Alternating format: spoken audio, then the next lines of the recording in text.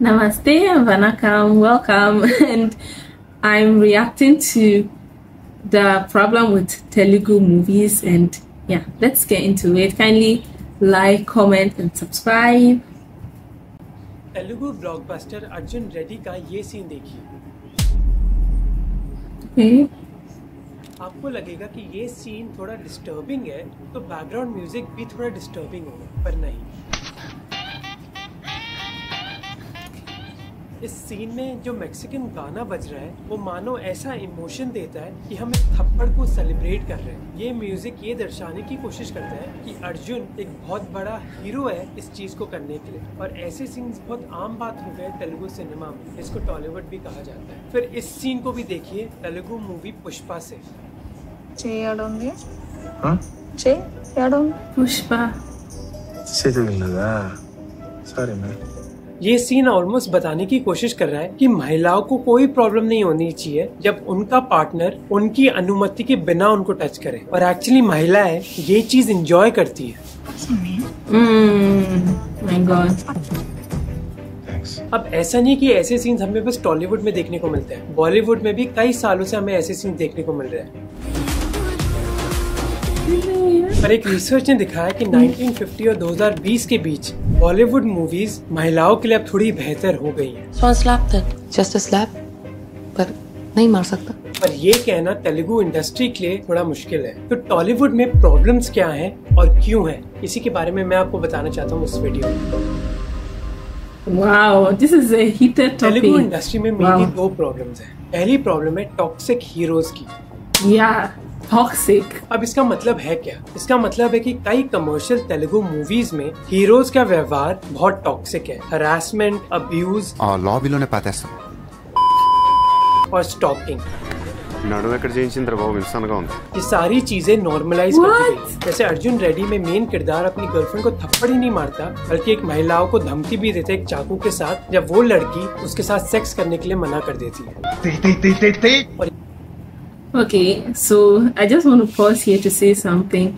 It is very, very right that this topic should be discussed. Like, sometimes when I'm watching a movie, I just overlook some of these things. I don't even realize that some of these things are even happening. Like, subconsciously, I just watch fine and I'm gone and I enjoy the movie and I'm fine with it, because I don't think that the directors or the movie producers make the movies with the intention of like making it like that. I don't know why, but no, okay, that's what I feel like. But at the same time, there are young people who be watching these movies, or there are sick people who can't reason for themselves, who watch movies like this and think that these things are right. Oh, so like the girls actually like it when you touch them without consent. Oh, so like they go on and they are doing such things without even realizing that it's wrong, because they've seen their favorite heroes in movies doing that. So sometimes I feel like the directors and the producers should be careful when making the movies. They shouldn't just be moved by making dramatic things. They shouldn't just be pushed to make dramatic things. They should really take into consideration what someone might end up learning from their movies. That's what I just want to say. Let's continue with the video. और ये scene ऐसे नहीं दिखाया जाता जैसे इस scene में कोई प्रॉब्लम है, बल्कि ये कोई मजाक की सिचुएशन है। Open the door, click. जब मूवी डायरेक्टर्स के साथ इस चीज के बारे में बात करी जाती है तो वो कहते हैं कि मूवीज वही दिखा रही है जो हमें हमारी जिंदगी में दिखता है। अब हमारी जिंदगी में एक लड़की को थप्पड़ मारना कॉमन है, इसी वजह से ये मूवीज में दिखाया जा रहा है। जैसे अर्जुन रेड्डी के डायरेक्टर ने कहा कि अर्जुन का प्रीति को एक थप्पड़ मारना एक Okay, another pause.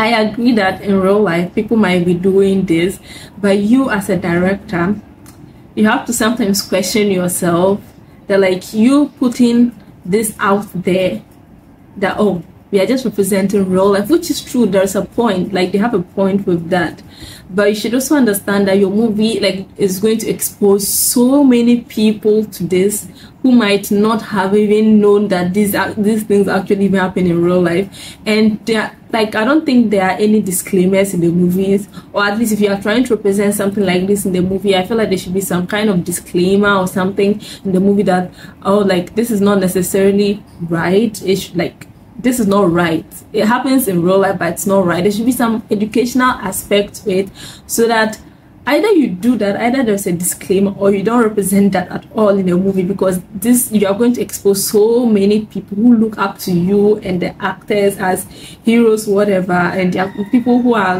they're just going to learn from the movie and feel like, oh, so the girls really like this, oh, so this is right, so this is like, you know, like that, because sometimes some girls feel timid, they don't want to talk, even if maybe if their boyfriends or a guy that they know touches them in a wrong way, they might feel uncomfortable, but they'll just maybe smile it away, they'll just smile and let it go. They don't want to be problematic. That's what I feel like. So let's continue with the video. तरीका है प्यार दिखाने का. If you don't have the liberty of slapping each other, then I don't see anything there.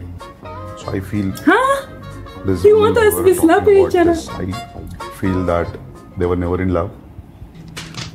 What? पर लोगों की problem ये नहीं है कि हम ऐसी चीजें दिखा रहे हैं मूवीज में, बल्कि लोगों की प्रॉब्लम है कि इन चीजों को किस तरीके से दिखाया जाता है. अब मैं आपको एक एग्जांपल देता हूँ इस चीज का.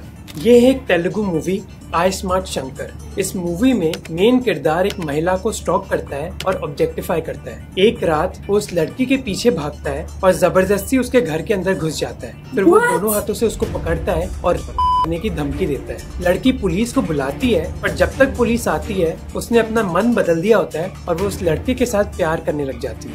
पुलिस सर, ये నాకు నచ్చిండు, మీరు వెళ్ళిపోండి. अब इस पूरे सीन के बैकग्राउंड म्यूजिक पर नजर No. If you are trying to depict reality, which girl on earth do you think a guy would chase to her house and threaten to rape her, and she calls the police, and within the time that the police gets to arrive, she says she's in love with this guy, they can go? Like, this is not even reality. Like, this is, I don't know, so okay. Background music पर focus करोगे तो आपको लगेगा कि ये एक बहुत light और मजेदार सीन है, जबकि ये सीन एक्चुअली बहुत डिस्टर्बिंग है. अब इस चीज का एक दूसरा एग्जांपल ये है मलयालम मूवी अनयम रसूल. इस मूवी में रसूल एना को स्टॉक करता है बोट से लेकर उसके घर तक. इस सीन को मजाकिया रूप में नहीं, बल्कि एक डिस्टर्बिंग तरीके से ही दिखाया जा रहा है. अब इस चीज का पॉइंट ये है कि मलयालम मूवीज तेलुगु मूवी से बेटर है. No, I'm okay. Yeah, I'm going to say the same thing. I'm not trying to say that the Malayalam movies are better than the Telugu movies. I've been watching a lot of Telugu movies. I love Allu Arjun so much. I've enjoyed all the movies that I've watched and everything. But the point that this guy is trying to make in the video is very, very important. Just the scene that he showed from that Malayalam movie, the girl, like, that's actually how someone react in a real situation. Like, a guy is talking you, no one just thinks this is romantic or this is cute. Like, she's going to whisper to her friend, oh, he's here again. Like, she's going to sound scared because you don't know their intentions. Like, guys and men can be psychos. Haven't you seen like horror stories of men stalking girls and then killing them, raping them, things like that? Like, I feel like in real life any girl would be scared. No one would take it like in a romantic way. ये दोनों उदाहरण हमें दिखाते हैं कि एक stocking का scene एक मूवी में कैसे हल्के रूप में दिखाया जाता है, जबकि दूसरी मूवी में एक डिस्टर्बिंग तरीके से दिखाया जाता है, जिसका असर व्यूअर पर पड़ता है. अगर कोई नौजवान लड़का अर्जुन रेड्डी के इस सीन को देखेगा तो उनको लगेगा कि इस चीज में प्रॉब्लम क्या है. म्यूजिक भी बहुत चिल है और लड़की धमकी देने के बाद मान जाती है. पर तेलुगु मूवीज में अभी यही प्रॉब्लम है कि ऐसे बिहेवियर को इस तरीके से दिखाया जाता है, इसमें कोई प्रॉब्लम है नहीं. और प्रॉब्लम यह है कि ऐसी मूवीज करोड़ों पैसे कमाती है बॉक्स ऑफिस पर. और आज तेलुगु इंडस्ट्री एक मेजर कंट्रीब्यूटर है इंडियन मूवीज की फाइनेंशियल सक्सेस के पीछे. आज Indian movie industry including Telugu industry 90,000 crore की इंडस्ट्री है. बॉलीवुड में दूसरी प्रॉब्लम है जिस तरीके से लड़कियों को दिखाया जाता है. अब इसमें 3 मुद्दे हैं. पहला मुद्दा है कि लड़कियों को ऐसे दिखाया जाता है जहाँ मानो उनके पास कुछ चॉइस है ही नहीं और वो खुद की डिसीजंस भी नहीं ले सकती.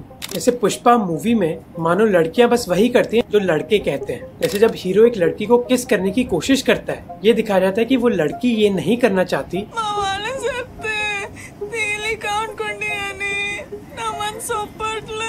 पर ऐसे भी दिखाया जाता है कि वो इस चीज को सीक्रेटली पसंद करती है. बस अकेली लड़की जिसको इस मूवी में एक डिफरेंट तरीके से दिखाया जाता है वो है दक्षिणी. సరుకు నేరుగా ఈడ దాకా తోలుకొచ్చినావా ఏమే? पर उनका भी ज्यादा स्क्रीन टाइम नहीं था। पुष्पा की माँ का बस अकेला यही रोल दिखाया जाता है जहाँ वो एक रोती हुई विधवा हैं और अपने बेटे पर पूरी तरह निर्भर हैं। उनको शर्मिंदा किया जाता है और कई नाम बुलाए जाते हैं अपने एक्स्ट्रा मैरिटल अफेयर की वजह से। ఆయన 4 దినాలు వాళ్ళ ఇంటికాడికి పోయినంత మాత్రాన మా ఇంటి పేరు అయిపోద్దా ఏంది?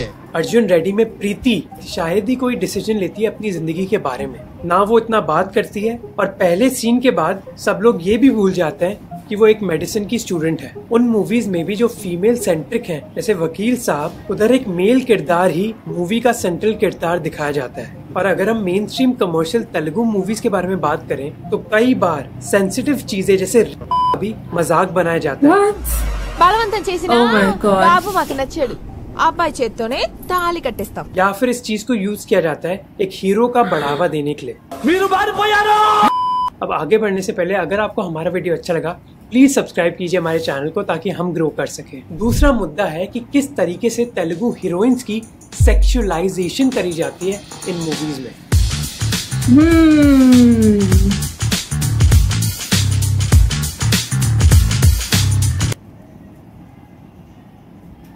That is true, the sexualization part.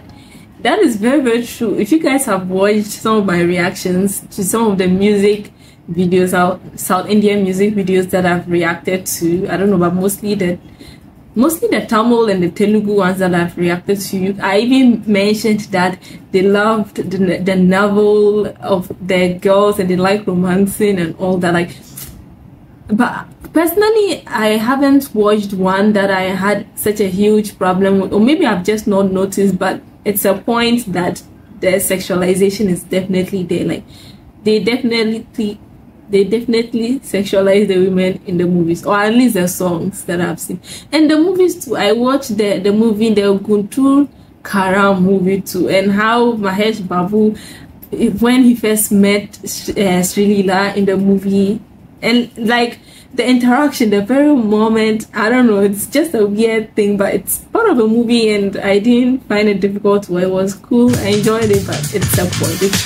ऐसे ये है के राघवेंद्र राव, तेलुगु सिनेमा में एक जाने माने डायरेक्टर जिन्होंने कई पॉपुलर एक्ट्रेसेस को लॉन्च किया है। पर उनकी मूवीज में एक सिग्नेचर मूव है हीरोइंस को सेक्सुअलाइज करना कई फल और फूल उनके नेवल पर फेंकने के जरिए। मेरे पे फेंक के मारा एक coconut. I don't know what is so sensuous about a coconut hitting my middle. Apple పడినప్పుడు గ్రావిటీ కనుక్కుంటాడు, నేను ఎక్కడ పడాలో కనుక్కుంటాను। और ऐसी ही सेक्सुअलाइजेशन हम कई मूवीज में देख सकते हैं, जैसे आला वैकुंठपुरम लो। इस मूवी में मेल किरदार अपनी बॉस के साथ प्यार No, I watched this movie as well. I love the movie actually. Her time जब पूजा the legs पर आती हैं, डायरेक्टर ये इंश्योर करता है कि ऑडियंस देखे कि कैसे हीरो एक्ट्रेस के पैरों पर नजर डाल रहा है। క్యాబిన్ మారింది కానీ కాలు మారలేదు కదండి। अब इन दोनों मुद्दों से रिलेटेड है तीसरा मुद्दा, वो है स्क्रीन टाइम का, कि लड़कियों को मूवीज में बहुत कम स्क्रीन टाइम ही दिया जाता है। अब अगर लड़कियों को इस तरीके से दिखाया जाता है कि उनको हीरो ही बचा सकता है या फिर उनको सेक्सुअलाइज किया जाता है तो नेचुरली उनको इतना स्क्रीन टाइम देने की जरूरत नहीं है। इसी वजह से चाहे विजय देवरकोंडा को हर सीन में दिखाया जाए, शालिनी पांडे के किरदार को कुछ ही सेकंड्स के लिए ही दिखाया जाता है। सिचुएशन इतनी खराब है कि अगर आप मूवी से गाने हटा दोगे तो लड़कियों का स्क्रीन टाइम एक 2.5 घंटे की मूवी में शायद बस आधे घंटे का ही हो। अब इसका मतलब ये भी नहीं है कि हर मूवी तेलुगु इंडस्ट्री में एकदम बेकार है। कई तेलुगु मूवीज ऐसी हैं जो बहुत रिस्पॉन्सिबली लड़कियों को दिखाती हैं, जैसे शेखर कमुल्ला की मूवीज, चाहे वो आनंद हो या फिर Godavari.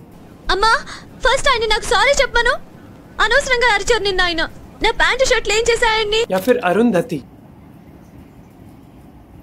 And I'm really, really glad that he's pointing out the fact that not every Telugu movie is like this. There have been some really, really nice Telugu movies too that have represented women in a nice way, in a cool way. So yeah, thank you for I love एक जादूगर को मारती हैं।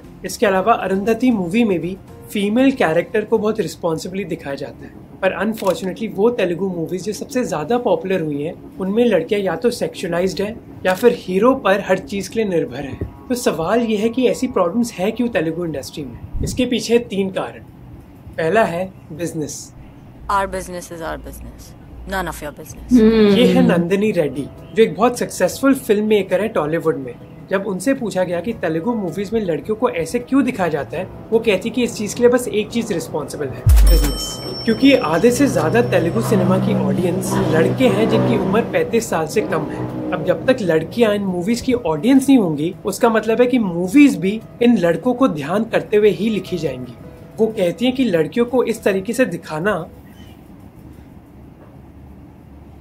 yeah, the fact that the movies will revolve around the men doesn't mean that the women should be sexualized in it. There's a nice way you can portray something without sexualizing the women. If, yeah, I can understand most of the men are the ones who go to the cinemas to watch the movies, therefore that's where the business is for them, so they need to make something that the men would love to watch. But that doesn't also mean that they sexualize the women in the movies just to please the male gaze. Like, the men are not in the theaters to watch porn or anything. They are there to watch a movie, a story. Even if the story is centered around a man, the supporting female characters shouldn't be sexualized to make it more fun for the men to कोई watch. नई चीज नहीं है और ये कई और industries में हम देख सकते हैं। और प्रॉब्लम यह है कि यंग लड़के अर्जुन रेड्डी और शंकर जैसे कैरेक्टर्स से ही रिलेट करते हैं। इसी वजह से तेलुगु फिल्म राइटर्स भी ऐसे ही हीरोज बनाते हैं अपनी मूवीज में। पर होपफुली अरुंधति जैसी मूवीज की सक्सेस ये दिखाती है कि एक ऐसी भी ऑडियंस है जिसको दूसरी तरीके के किरदार चाहिए।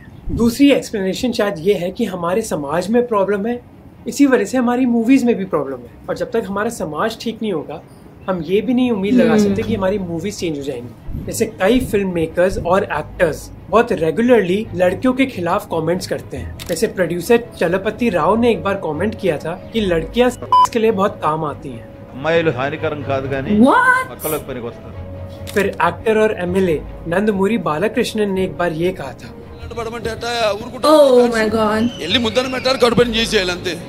फिर अली जो एक पॉपुलर कॉमिक है तेलुगु इंडस्ट्री में, एक बार ये कहा था, అనుష్క అద్భుతమైన తొడలో అనుష్క ఎలా ఉంటదంటే వేడి వేడి జిలేబీ వేస్తుంటే ఎవరికి తినాలనిపిస్తుంది। Why are people even laughing about it? Actors, directors और प्रोड्यूसर्स ऐसे सोचेंगे तो Okay, when he said that, there was a quick flash of Anushka's face and it looked like she was smiling, but you could see that it was an awkward smile. Like, obviously, no woman would feel happy for someone to just talk sexually about them like that in public, openly like that. Obviously, movies भी तो ऐसी ही बनेंगी। फिर आखिरी problem है कि कई Telugu actors अपने रोल्स चेंज नहीं करना चाहते। एक इंटरव्यू में नागार्जुन ने कहा था कि तेलुगु फैन दुनिया के सबसे बेस्ट फैंस हैं। उन्होंने इन फैंस को इंग्लैंड के फुटबॉल फैन से कंपेयर किया। वो कहते कि तेलुगु मेल एक्टर्स के फैंस एक्टर की हर चीज को फॉलो करते हैं। इसी वजह से जब एक एक्टर एक ऐसा कैरेक्टर प्ले करता है जिसको फैंस बहुत पसंद करते हैं, एक्टर्स पर दबाव बढ़ जाता है उसी तरीके के रोल्स प्ले करने का। इसी वजह से एक्टर्स नए रोल्स नहीं लेते और सिमिलर चीजें करते हैं। तो अगर चिरंजीवी ऐसा गाना करते हैं जहाँ लिरिक्स टॉकिंग को बढ़ावा देते हैं, चांस है कि वो अपनी अगली मूवीज में भी ऐसा सॉन्ग्स करेंगे, क्योंकि उनके फैंस यही चाहते हैं। अब ये जरूर हो सकता है कि कुछ फैंस ऐसी चीजें पसंद करते हैं, पर गोदावरी और अरुंधति मूवीज से हमने ये देखा है कि हर फैन एक तरीके का नहीं है, और हमें ये भी पता है कि फैंस का टेस्ट बदलता है। इसी वजह से तेलुगु मूवीज चेंज होती हैं या फिर नहीं, ये इस चीज पर निर्भर है कि एक्टर्स और डायरेक्टर्स अपनी जिम्मेदारी कितनी निभाना चाहते हैं। शायद कुछ लोग ये मानते हो कि हमारी जिम्मेदारी है ऑडियंस को वो देना जो ऑडियंस चाहती है, चाहे वो सेक्सिस्ट सीन्स हो या फिर सेक्सुअलाइज्ड गाने। वहीं दूसरी ओर कुछ लोग ये मान सकते हैं कि हमारी जिम्मेदारी है ऑडियंस को वो चीज दिखाना जो सही है, और होपफुली उस चीज से हम कुछ चेंज ला सके। पर वो चेंज बस एक चीज पर निर्भर करता है, वो है ऑडियंस के पैसे। जहाँ ऑडियंस के पैसे जाएंगे वहाँ तेलुगु फिल्म इंडस्ट्री जाएगी। This is a very, very important topic, and I enjoyed the video, and the video pointed out really, really interesting things. And sometimes even myself, I overlook them when I'm even watching movies. I don't pay so much attention to it, but it is true that people watch these movies, people learn from movies, people feel like things are okay because they've seen it in a movie and stuff like that. So yeah, I can understand this is very, very important. And the filmmakers as well, like their movies are like a socialization method for a lot of people. A lot of people learn things through the movies and stuff. So I feel like they should take that into consideration as well. At least a disclaimer in the movies are okay. Sometimes it depends, but like some things are just not okay. And the fact that this movie producers or directors, whoever those men were, just saying sexualized things in public, like not. Oh my god, the fact that they could open their mouths and even say things like that for women are only good for the men. What? I'm shocked. And thank you for watching. Let me know your thoughts in the comment section. And definitely, I'm not against the Telugu movies. I've watched so many amazing and nice Telugu movies and I love them. I just think that this video has a point. And yeah, I see it. And I hope you guys see the point too. Because if you guys don't see the point, it means that you have a problem. Yeah, you have a problem if you don't see it. Yeah. Thank you. Shukriya and Nandri. Bye.